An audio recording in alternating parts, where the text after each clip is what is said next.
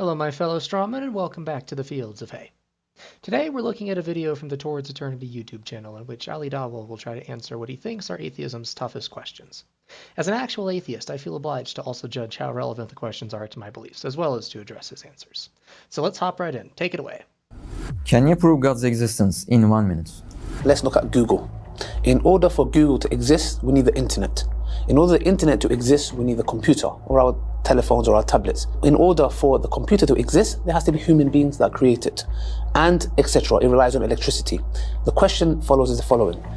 Google relies on the internet relies on the computer relies on us and electricity, and this goes on. We cannot have an infinite regress of dependent things. We require a place where it all stops and makes sense, which is the independent, self-sufficient, necessary being, which is God. So here Ali makes a completely unfounded claim that an infinite regress doesn't work. It's a common trope among theists to the degree that I think he just takes it for granted here. Ali doesn't give any reason why we can't have one thing leading to another. Now I would partially agree in at least the idea that there are finite events in the past. Entropy increases as things happen, and the entropy of today isn't maxed out, so there must have been a finite chain of events. However, this says nothing about the time gaps between events, and most importantly, there could still be an infinite amount of time before the first event. Yet surprisingly, I would agree with the idea of a self-sufficient independent being. Not by ruling out the infinity, but by acknowledging that in the case of an infinite regress, then the chain of existence is itself independent. But I don't like the term necessary because I don't know that this independent thing couldn't exist. I don't know if it must exist or simply could exist. I only know that it does exist. And I don't like the term being, although I'll accept it as long as it's clear that I attach no agency or free will to this being. You'll usually hear me refer to this as the fundamental thing, but I'll try to use Ali's terminology for the moment. So I can agree up to the point of saying that some independent, self-sufficient being must exist. But then Ali calls this being God, and in doing so attaches agency, purpose, authority, and all sorts of attributes that we haven't agreed to. He doesn't even try to defend this, even though it's these attributes that will be important for his religion. Why can't the necessary being be the universe? Well, that's good that you say that, because first it shows that you acknowledge with me that we require a necessary being. That's good. All you've done is applied this to the universe, and we say that contradicts the necessary being, because the necessary being is independent, self-sufficient, and is necessary. The universe is not self-sufficient and dependent. It's opposite. So you can't have this be that, because it contradicts. So far they're asking good questions, although I'd slightly modify the wording to ask why can't the independent self-sufficient being just be the universe? And Ali's answer boils down to an assertion that it isn't. He just says because the universe isn't self-sufficient nor independent, but this does nothing to answer why the universe has such properties. For clarity, I see the universe as being the whole collection of things in reality. So while any individual thing may be dependent on other things within the universe itself doesn't appear to depend on anything outside it. It is sufficiently defined by the relation between things within it, thus independent and self-sufficient. Can God create a rock that he can't lift? I'll skip the response to this one because I agree with Ali that This is an invalid question. I would give the reason that God can create rocks of any size he wishes and can also lift rocks of any size, so there isn't a contradiction. But you also hear similar questions like, can God create a square circle? And the answer would be no, he can't, but it still does nothing to contradict the nature of God. When I hear theists say God can do all things, I implicitly understand that to mean God can do all logically self-consistent things. God's inability to bring into existence that which definitionally cannot exist isn't a salient point. Can't there be more than one creator? No, because then we go back to the argument of necessary being. If there was more than one creator, then the question is, how could you have one necessary being which is self-sufficient, independent? If there is another creator, then it's dependent. It's not necessary anymore. So first off, this is a bad question because I don't think there can be even one creator, let alone two or more. Go watch my argument device if you want my stance on that. But I want to address that if creators could exist, then the reason Ali gives to restrict it to just one is a bad reason. He says that multiple creators would be dependent, and while I can agree that each individual creator would be dependent, the pair of them would still be an independent thing. It could be a pair of creators, and that pair is the self-sufficient, independent, necessary being. Or a triplet of creators could be the necessary being. There is no restriction on the number of gods possible. So the question is, if there was two creators, firstly Allah says in the Quran, they would fight each other for power. Yeah? So that shows two powers fighting each other are dependent because they require more power to kill the other one.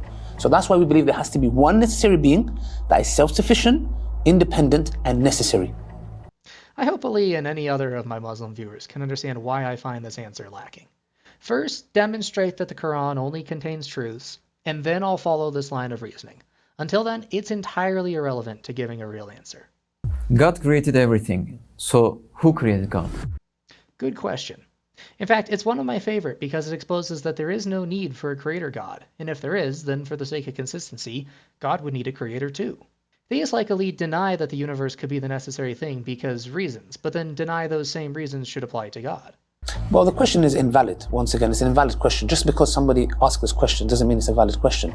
Because what we say is we see cause and effect within our universe. It requires a designer. To come and say who created that designer is you haven't understood who the designer is. So Ali flops and says it's an invalid question, which is exactly what you'd expect to hear from someone who has buried this question under their indoctrination. He tries to argue that since God is a necessary being, then God doesn't need a creator. But I would say that we only agree on a self-sufficient, independent being, and the universe is the most obvious candidate. Ali has asserted that the universe is dependent, but he has crucially failed to explain why it must be so. Until he does, then his very logic would imply that our universe needs no creator. It goes back to the issue of the necessary being. What's the attribute? It's independent. It is self-sufficient. It is necessary. If you acknowledge these attributes, these three things, you need to acknowledge that the question of who created God, can God make a rock so big he can't lift, can God cease to exist, are questions that are not valid. It doesn't exist. The question you're asking, there's no such thing. Because if there was a God that created him, then he becomes dependent now. He's not self-sufficient anymore. So what we say is that this creator, as long as this necessary being is independent, is self-sufficient, is necessary, everything stops there. And I say, with exactly as much authority as Ali, that this universe is independent and self-sufficient, which definitionally gives us a stopping point, no God needed. Why Islam when there is many other religions? Well, that's the question I asked myself before I came to Islam. Why Islam? And when I did my research and what I was born with the fitrah, there was a study done in Oxford University by Justin Barrett. He found that young kids who are not taught about Islam or Christianity or any other religion, they all had the inclination to believe in one God, not two, not three. Ali's justification for his belief in Allah sounds a lot like my dad's justification for his belief in Yahweh. My dad had freedom to choose his beliefs, but he was raised in a Christian community, asked questions that mattered to Christian theology, and found answers that pointed to Christianity.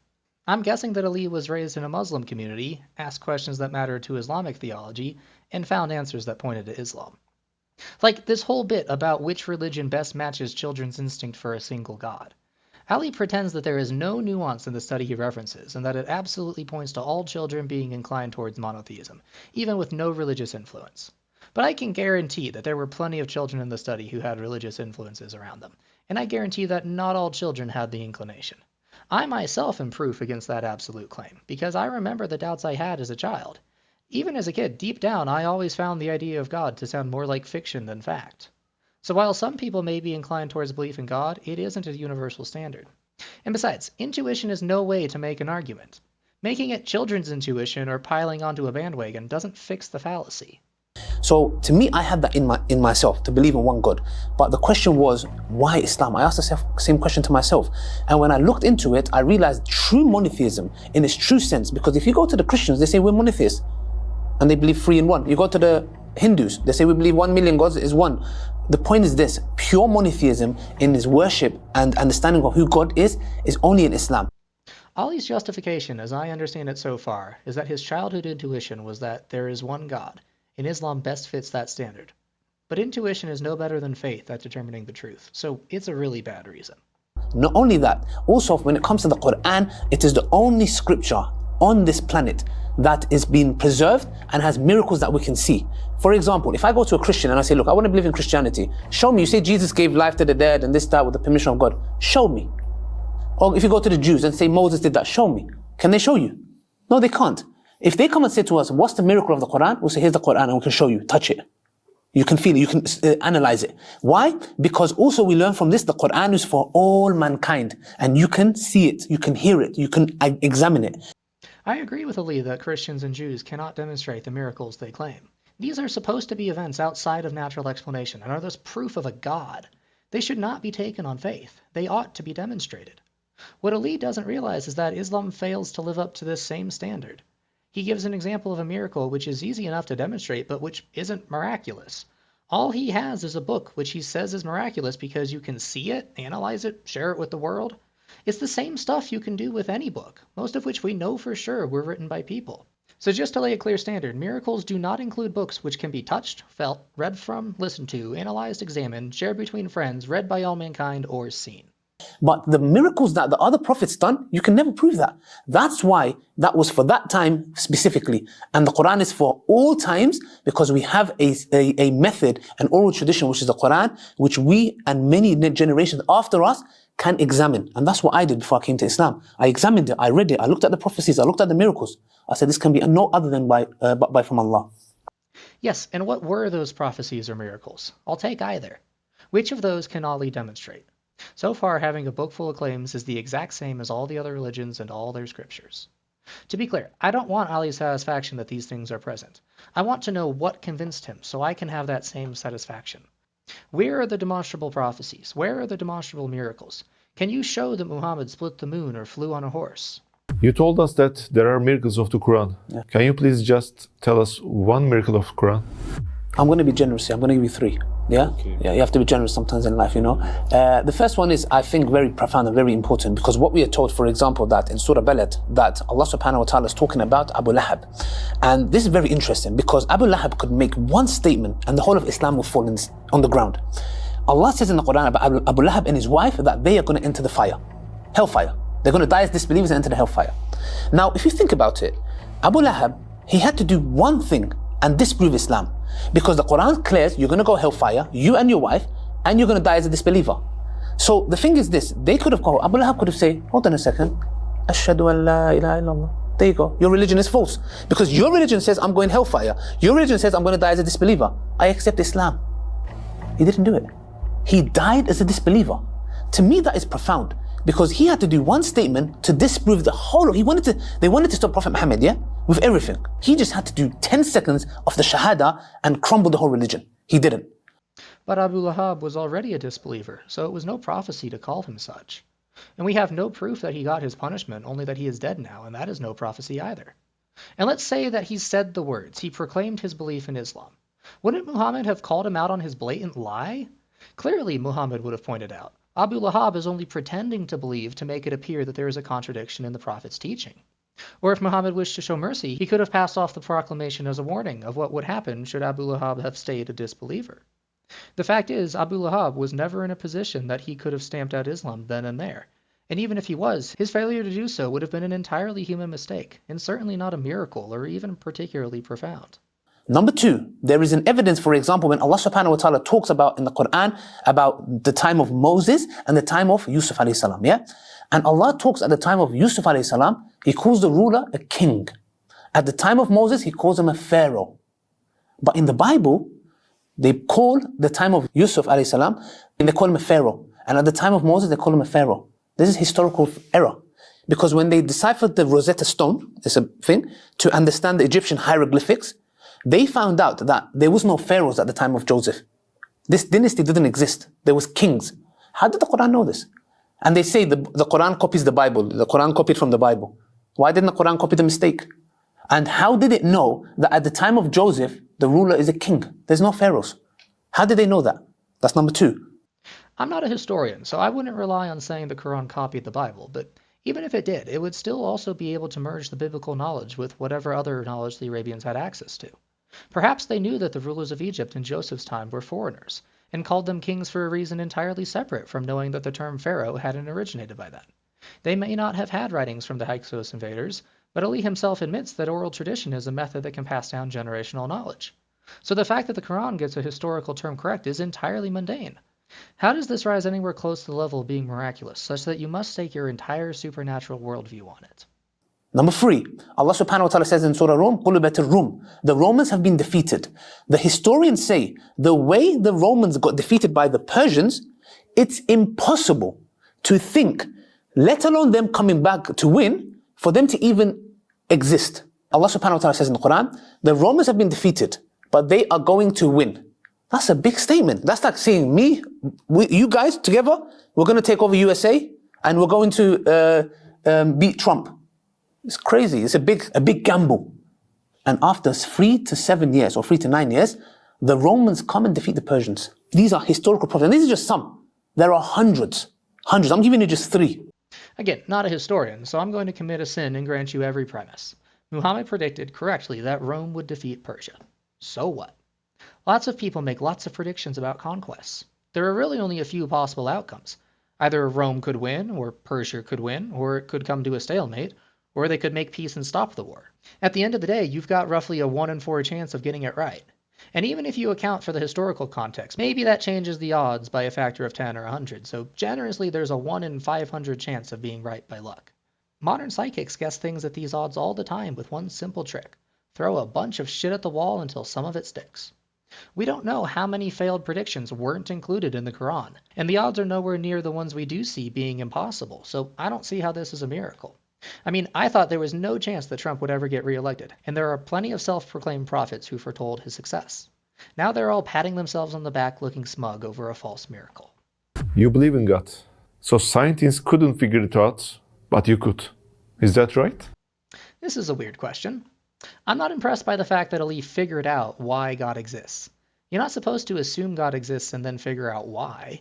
You're supposed to figure out whether God exists. It's not about I could. We use our logic. We use our brain. The science deals with the 5 senses, what it can see, empiricism. So what we say is very simple. There are scientists who believe in things. If you're talking about, for example, I don't see God, that's why, I don't believe in it. It's not something, science doesn't talk about the supernatural. It stops the physical. But we know, for example, scientists have discovered recently dark matter. Dark matter is something they cannot see, they cannot touch, they cannot feel, they cannot smell, they cannot hear. So the same thing with God. Can you see God? No. Can you touch God? No. Can you smell God? No. Can you hear God? No. Can you see God? No. But you reject He exists. But the same thing with dark matter, same thing, but you say no, dark matter exists. What kind of contradiction is this? First, God doesn't exist because I can't sense, touch, feel, but dark matter, contradiction. Why do you have double standards? Human perception may be limited to our 5 senses, but we can build devices that perceive many other aspects of reality, and science has access to all of them. For example, we can build radio dishes that can send information to each other. And sure, I only have access to what I can see on my phone screen or what I hear over the radio, but I can be sure that those radio waves are real without direct access to them. And while dark matter is invisible to my 5 senses, I understand that when trained astronomers look through telescopes, they can clearly see galaxies spinning faster than they can account for with the mass they see and the gravity we understand. And so dark matter is used as a placeholder for whatever is causing the effect. Is there anything equivalent for God? Can Ali offer us a way to verify God's effect on reality? So long as there isn't, then there is no double standard, no contradiction in failing to believe in Him. But please don't mistake me for believing that God doesn't exist merely because I can't perceive Him directly with my 5 senses. Are you brave enough to talk with famous atheists? What would you do if you encounter them? I have no problem. Because to be honest, I don't care what atheist you are, how scientists, professor, I don't care. The same thing applies. I bring my same arguments and you have to answer them. This feels like another strange question to me, because it shouldn't take bravery to talk to each other. We're not supposed to be enemies, each defending what we believe to be absolute truth. We're supposed to come to this with a mutual curiosity of each other's beliefs, a desire to understand what convinces the other, and a willingness to change if the other presents better reasons. I suppose that's why it's so competitive, because it can feel like losing if you have to concede and convert. But I like to think of it like this. If I'm wrong, then hopefully somebody's going to point out the mistakes I'm blind to, and I'll see them and change my beliefs. But if I'm lucky enough to be right, then all my arguments may bring more people over to the truth. It's a win-win. So I may not be a famous atheist by any means, but I'm open to talk with anyone willing to speak honestly. If Ali's got questions for me, I do my best to answer them. If there is infinite time, Yeah. why not infinite possibilities? This question is so bad that I'll field it. I think answering the question on Ali's behalf is the best way to explain why I wouldn't bother to ask something so stupid. If you ever take some basic statistics or probabilities class, you'll realize that the number of combinations of things grows incredibly fast compared to the number of items you are combining. To put it simply, the number of possible arrangements that particles in our universe could take is so vast that even given the time the universe has between the Big Bang and the eventual heat death, nowhere close to a significant portion of all possible arrangements will come into being. I think this question is only asked because if Ali can show the absurdity of expecting infinite possibilities to happen in front of our eyes, which is obvious, and connect this as a result of accepting infinite time, then he can rule out infinite time. But I will let him do no such thing. Infinite time does not mean that anything at all can happen. The better question is simply, why not infinite time? If that even matters for demonstrating a God, then please explain why an infinite timeline is impossible. It's a good question. I have to drink my water to answer this. This glass is empty. Yes? Empty. If we said infinite time, because the argument here is you give it infinite amount of time, anything can happen. This is a fallacy. Because to make the properties, argument's sake, if I like a chocolate cheesecake, not chocolate cheesecake, let's talk Turkish, yeah? A nice sütlaç, yeah? If I want to have a sütlaç in here, and I say, let's give it infinite time, would I ever get a sütlaç? And by the way, I like my sütlaç burnt on the top. Let's be specific. Would we ever get it? No, because the equation of time is irrelevant. If the components to make a sütlaç, the way I like it, is not in there, you will never get a sütlaç. It's as simple as that. Time is irrelevant. What's time got to do with it? Let's give it infinite amount of time. Would you get Ferrari? No. Give it infinite time. Would we get a universe? No. Because the properties to make a universe or a Ferrari or my sütlaç, which is more important, is not in there. So if it's not in there, you will never get it. But hopefully after this, I will get a sütlaç. Ali here just complains that given an infinite amount of time, you'd expect all possible things to happen. But I'd make the same point that I'll make about a bag of Skittles sorting itself. Sure, it's mathematically a non-zero possibility, but the odds of something like that just happening are so unlikely that you'd expect the lifetime of the universe to pass by several trillion times or so before a sütlaç ever formed in a cup. And even then, you'd have to be insanely lucky to be on the right planet to ever see it. At my human scale, I expect to never see a sütlaç form randomly. In fact, I'm so confident that even given infinite time, we should never ever ever expect to see this happen, that if it ever does happen and you can demonstrate it, then I would consider it a miracle and start believing in your God. In the meantime, this argument does nothing to conclude that time cannot be infinite. Our questions are complete. That's why I want to ask you a question. Why do you not accept Islam after I've answered all of them? Well, let's take stock. Ali never makes a good case for God. We agree that some independent being must exist, but I see no reason why that being can't just be the universe itself.